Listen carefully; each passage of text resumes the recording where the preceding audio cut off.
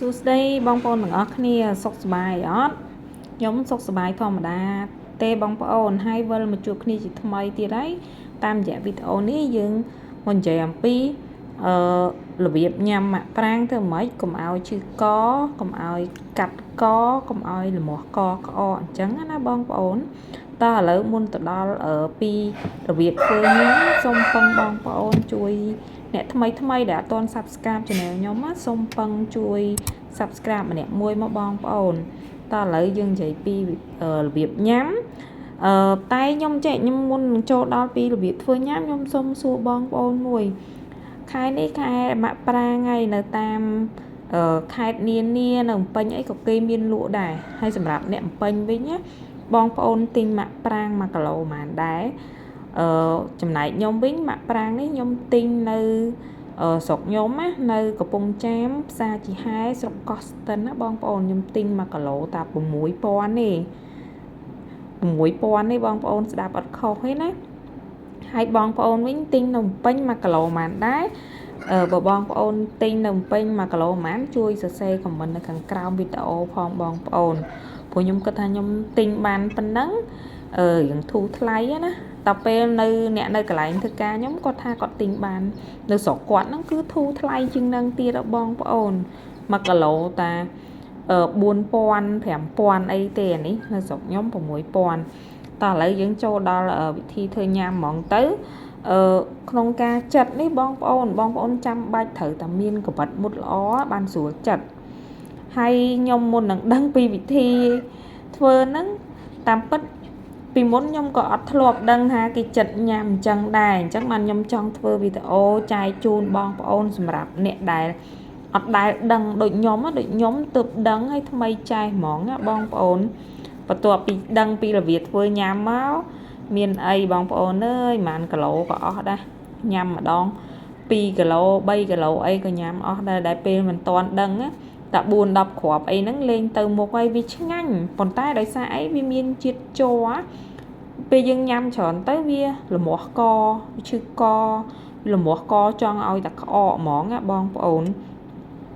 ហើយមុនដឹងវិធីហ្នឹងតាមពិតញ៉ាំតាំងសបកតាំងជ័រតាំងអីអស់ហ្នឹងឡើងលមាស់កអស់កន្លះគីឡូហើយតទៅពេលអញ្ចឹងទៅអ៊ំស្រីនៅចិត្តទាំងគាត់ឃើញហើយគាត់ចាស់ទុំគាត់ដឹងពីរបៀបញ៉ាំណាគាត់ក៏ប្រាប់ទៅគាត់ថាចេះចិត្តសបកវាឲ្យស្អាតអញ្ចឹងទៅយើងត្រាំទឹកវាហើយលាង2 3ទឹកអញ្ចឹងណាបងប្អូនហើយសម្រាប់បងប្អូនដែលចូលចិត្តញ៉ាំសបកវាអ្នកខ្លះហ្នឹងគេញ៉ាំម៉ាក់ប្រាំងគេត្រូវតែញ៉ាំទាំងសបកអាហ្នឹងចំណង់ចំណូលចិត្តបងប្អូនមួយណាសម្រាប់ខ្ញុំចិត្តសបកញ៉ាំចេះអញ្ចឹងខ្ញុំញ៉ាំឆ្ងាញ់ហើយខ្ញុំអត់បារម្ភភ័យរឿងឈឺកយបងប្អូនបើបងប្អូនចិត្តញ៉ាំទាំងសបកបងប្អូនចិត្តតែត្រឹមក្បាលវានឹងបានហើយចិត្តឲ្យរៀងជ្រៅអញ្ចឹងណាហើយបន្ទាប់មកបងប្អូនដាក់ត្រាំទឹកឲ្យរៀងយូរបន្តិចទៅអាចនឹង20នាទីអញ្ចឹងទៅបងប្អូនធ្វើការលាងជំរះវា1ទឹក2ទឹកអីអញ្ចឹងណាហើយបើសិនជាបងប្អូនអត់ចង់ក្បោកក្បាច់អញ្ចឹងណាមានទូទឹកកកជាយើងដាក់ក្នុងទូទឹកកកចោលកន្លះម៉ោង1ម៉ោងអីចឹងចាំយកមកញ៉ាំទៅជាឆ្ងាញ់ណាបងប្អូនអើយខ្ញុំចាត់ហើយខ្ញុំលាងហើយខ្ញុំយកទៅដាក់ក្នុងទូទឹកកកកន្លះម៉ោងហើយយកមកញ៉ាំបងប្អូនមកប្រអប់ដែលខ្ញុំចាត់បានហ្នឹងជាមួយបងប្អូននៅក្នុងវីដេអូខាងក្រោយឃើញហើយមកប្រអប់ដែលខ្ញុំចាត់បានហ្នឹងគឺខ្ញុំញ៉ាំតែម្នាក់ឯងទេហើយសម្រាប់បងប្អូនអត់មានទូទឹកកកទេបងប្អូនអាចដាក់ទឹកកកយើងធម្មតាដែរត្រាំមួយទឹកកកទៅតិចបងប្អូនហ្នឹងខ្ជិលសាំញ៉ាំច្រើនបងប្អូនធ្វើញ៉ាំមិនក៏បានដែរគ្រាន់តែចាត់វាហើយត្រាំទឹកលាងឲ្យស្អាតទៅវានឹងកាត់ជំរះជាតិជ័រហ្នឹងច្រើនណាបងប្អូនឃើញខ្ញុំចិត្តអញ្ចឹងណាខ្ញុំឃើញបងប្អូនអាចមើលឃើញម្រាមដៃខ្ញុំឲ្យរៀងលឿងហ្នឹងណាគឺសុទ្ធតែជ័ររបស់សបកចេញពីម៉ាក់ប្រាំងហ្នឹងឯងជ័រវាខ្លាំងអញ្ចឹងបានដល់ពេលយើងញ៉ាំទៅណាកំពង់កយើងស្ដើងខ្ចីអញ្ចឹងណាបងប្អូនបានធ្វើឲ្យយើងលមាស់កហើយអ្នកខ្លះកុំញ៉ាំច្រើនពេកកាត់កំពង់កវាពិតមែនណាបងប្អូនខ្ញុំចង់ដឹងខ្ញុំញ៉ាំអស់កន្លះគីឡូម៉ែអើយស្អែកឡើងឈឺកលមាស់ករោតែក្អកអីតែឥឡូវបានដឹងវិធីញ៉ាំចេះហើយ ដឹងតែអស់ច្រើនគីឡូអីខ្ញុំហើយបងប្អូននៅក្នុងវីដេអូនេះមិនត្រឹមតែចង់ប្រាប់បងប្អូនអំពីវិធីឬក៏របៀបធ្វើចិត្តម៉ាក់ប្រាងញ៉ាំកុំឲ្យលមាស់កឈឺកតែប៉ុណ្្នឹងទេបងប្អូនចង់មកប្រាប់ពីអត្ថប្រយោជន៍របស់ម៉ាក់ប្រាងចំពោះសុខភាពណាម៉ាក់ប្រាងជាផ្លែឈើកម្រនៅស្រុកខ្មែរយើងតទៅដល់រដូវទើបញ៉ាំបានហើយក៏វាមិនសូវច្រើនដែរមិនដូចស្វាយមិនដូចអីមានគ្រប់ខែមានគ្រប់រដូវយើងទៅទិញណាក៏បានដែរនេះអត់ទេកម្រព្រោះអត់សូវមានគេដាំច្រើនទេម៉ាក់ប្រាងបងប្អូនវាជួយទៅដល់សុខភាពបេះដូងយើងខ្លាំងណាស់ព្រោះអីនៅក្នុងម៉ាក់ប្រាំងគឺសម្បូរទៅដោយសារធាតុប៉ូតាស្យូមដែលជាសារធាតុល្អសម្រាប់សុខភាពបេះដូងហើយក្រៅពីជួយទៅដល់សុខភាពបេះដូង